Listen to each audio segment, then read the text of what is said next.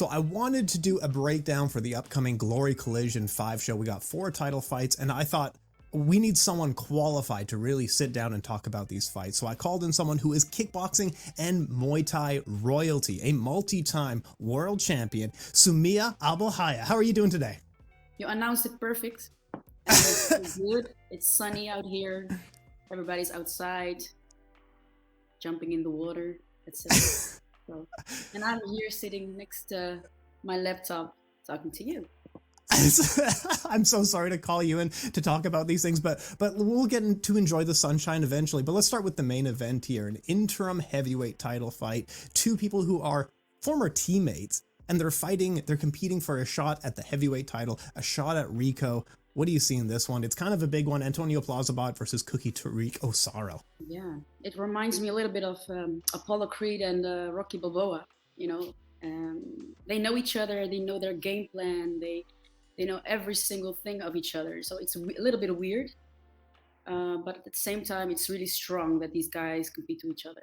No, I think this may be a situation, considering sometimes how small the world of kickboxing and Muay Thai is fighting a teammate does happen quite frequently. But how does that change in the training room, the game planning? Like, you as a fighter, how does that kind of affect you going in? Personally, it would not affect me because I see it as a sport. I see it as a competition. The moment you are in the ring, it's one and all competition. So you don't think about being friends. So you go all in. And I think those guys going to do the same because they both want to become the best one. So they have to give everything they have. Yeah. Absolutely. It's going to be a big one here. Antonio Plazibat is a former K1 champion. He's coming in on a 4-fight knockout win streak. He's been yelling for Rico here. Kevin Tariq Osaro, he just won a one-night tournament just like a few weeks ago at this point via knockout in all of his matchups. How do you see the fight itself playing out? Well, Cookie is like really heavy and he can give a punch.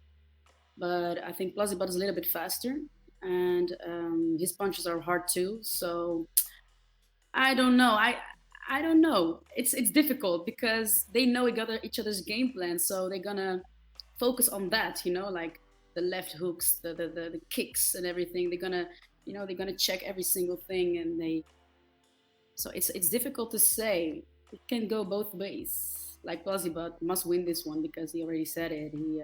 He's gonna lose face if he if he loses his match.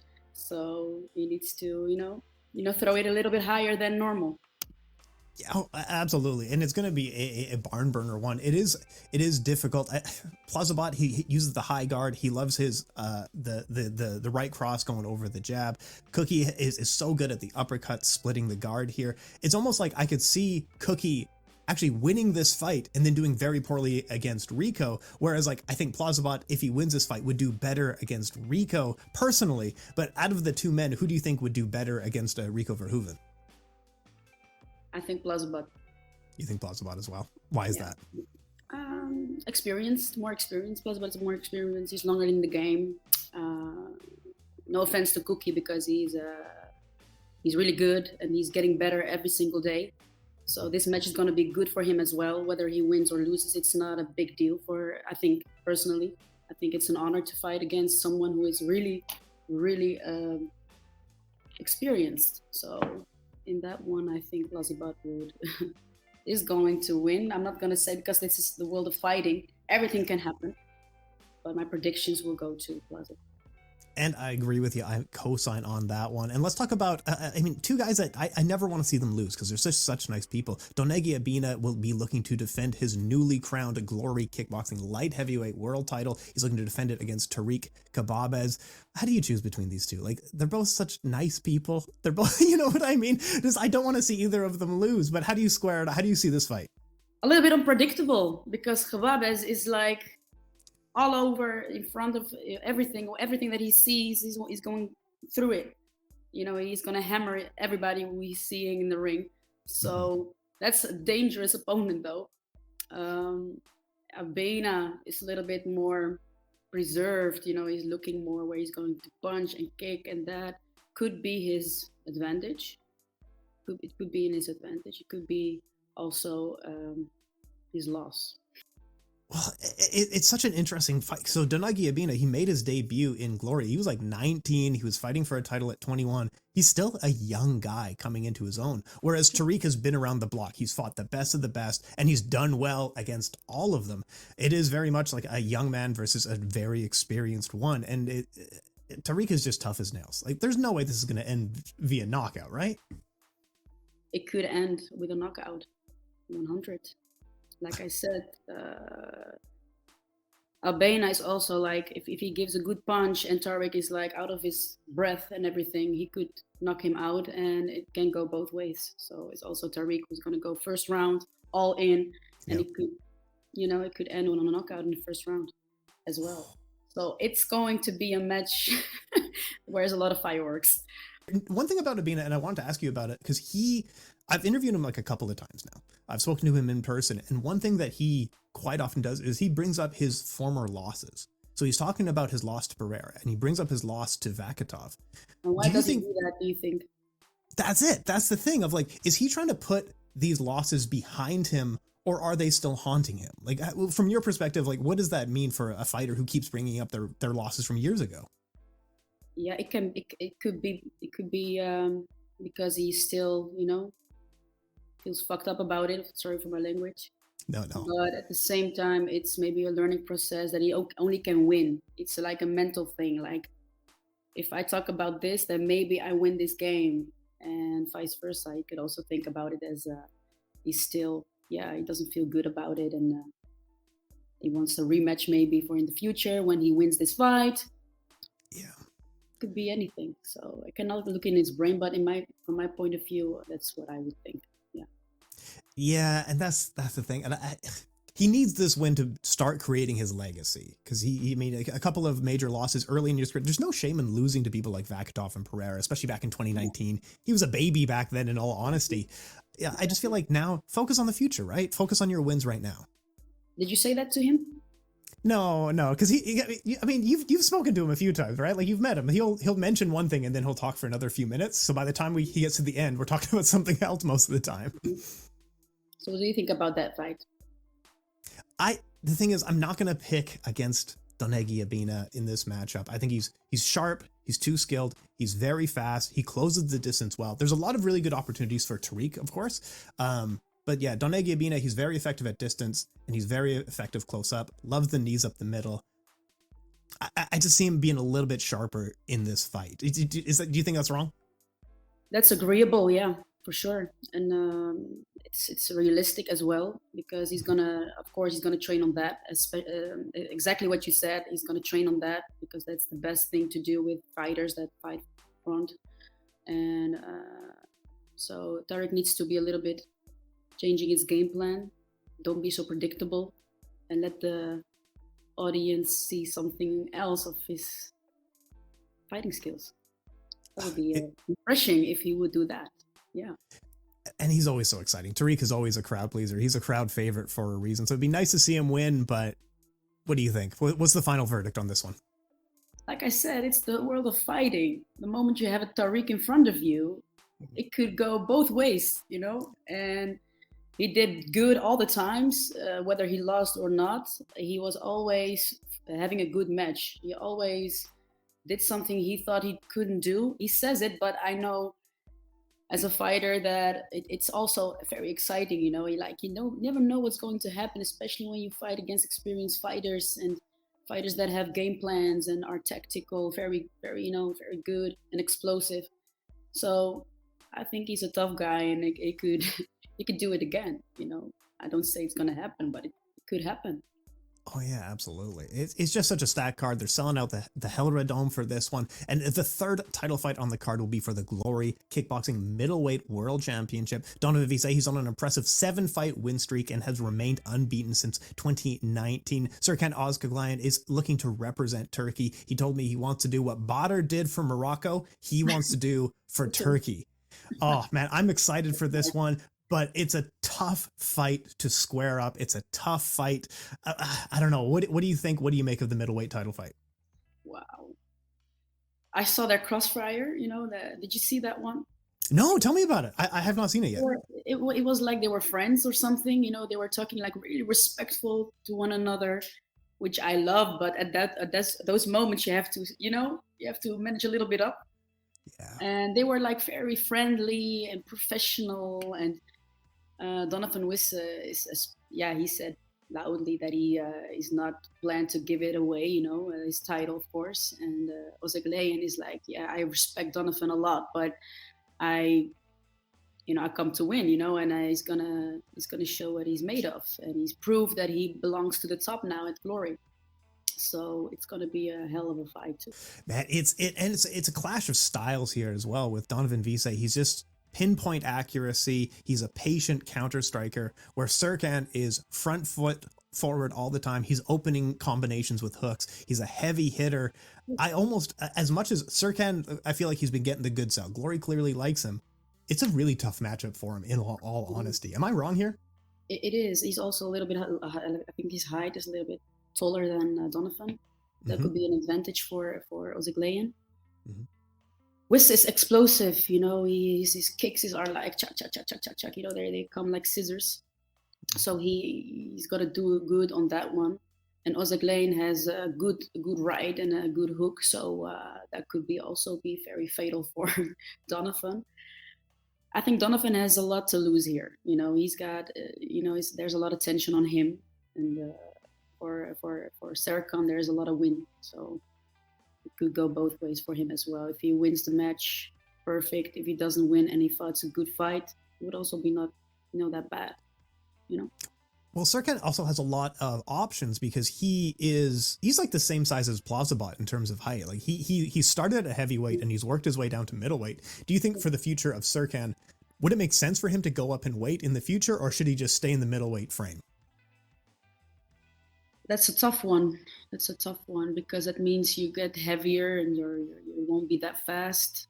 Is that enough? Is that enough for him to become one of the best? I'm not sure about that one. I don't dare to say something about that, because it's difficult fighting in the heavyweight division, because it's hard. It's like really hard, and it doesn't mean that Serkan cannot handle it, but I think he should first prove himself in this division, and after that you'll see if he can arrange everything. So let him win this one first, and then we'll talk later about this subject.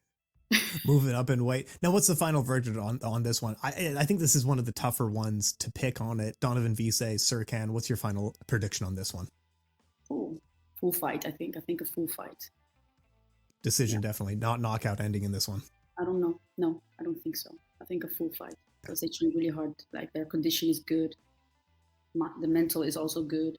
In their division, It's nice to watch. Always that division. I love to watch the fights, especially if they have like two fighters like them. It'd be great to see this fight. Yeah, don't want to miss it. Oh, absolutely. Glory Collision 5 coming up on June 17th. Now, I wanted to ask you as well, before we get to the last title fight, I love getting people into trouble, so I want to get your opinion on this one.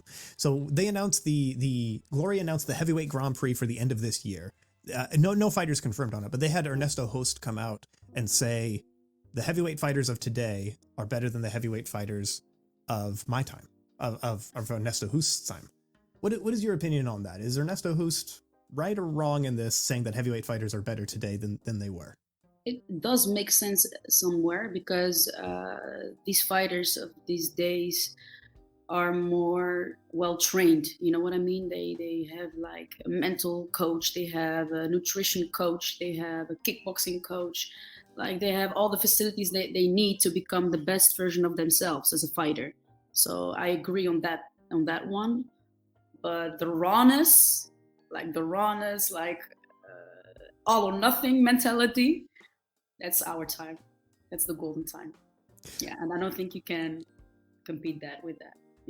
But I do agree with Ernesto if it's about like they're the best version of themselves. Yes, like physically. Oh, absolutely. It's really hard to pick anything not in the golden era, of 20 years ago or so, of just like these. It was just so exciting. And there was 5 heavyweights, and some of them were just absolutely brutal, like a Mark Hunt, or the gentleman from France, and I forget his name right now, or just a highly skilled fighter like a Remy or Ernesto Hoost. Like you said, like there was they weren't all the same style. They were varying styles, trying to find what was working back then. But there's just something so good about the golden era, right? Because it's new. It's like the first ones. You know, the first ones are always the day ones are always the best. I that's my opinion, because there was no example for them. Yeah. You know what I mean? There weren't not many fighters. There were like a bunch, but that was it. So, and they were great. I think the best of the decades. The best, yeah. One the time it came one like Ernesto, Lumberjack, Peter Arts, who else? Lebanon. I can call a whole list of fighters. Like, I love that time, and I really enjoyed that time as well. And they were like also like authentic individuals. That also makes it like really good to watch. Like they were no copycats. Yeah, that was a note of that time as well, where like now a lot of it's very much almost every fighter is Dutch style, especially in Western kickboxing. But at the time, you got very unique figures like no one fights like Andy Hug. Even today, no one fights like Peter Arts, like you said. Yeah. It was just a cool time to be part of it. Now, I'm very optimistic on the future of kickboxing, but I work in this sport, so I'd really like to imagine that at some point in the next few years, we're kind of harkening back to a golden age. Am I off here? Do you think that kickboxing can return to kind of its former glory? You know what I mean? Or what's your opinion on it? If you do your best, more than your best, to find the right fighters, because that's also really important. Like if you choose the wrong people, then you get exactly what you don't want. So I think it's also like spotting new talent is very important, and give them a chance to prove themselves, whether they have 1 like or 20,000 likes on Instagram. You have to look like the real, like if is this like the new Ali, or the new Badr Hari, or the new whatever, you know. So I think that's what we have to do together to find new talent. I think that's important to focus also on new talent and invest a lot in new talent. That's important. Then it could become like, it could be almost the same like when I was fighting. It's possible. I don't say it's impossible. It's about how much investment do you put into the new folks. Yeah, absolutely. And speaking of new folks, it seems like these two young men are up and comers, but now they fought a year and a half ago in Infusion in Abu Dhabi, and now they're going to be fighting for a Glory welterweight title. It's a rematch. Endy Semeleer versus Jay Overmeer for the welterweight crown. Endy will be looking to earn his first title defense and add to his 8-fight win streak. But since losing to Endy, Jay Overmeer has just looked unstoppable. He's got knockouts. He's looking fast. He's looking crisp. He's looking improved. Jay Overmeer versus Endy Semeleer, the rematch. What do you make of it?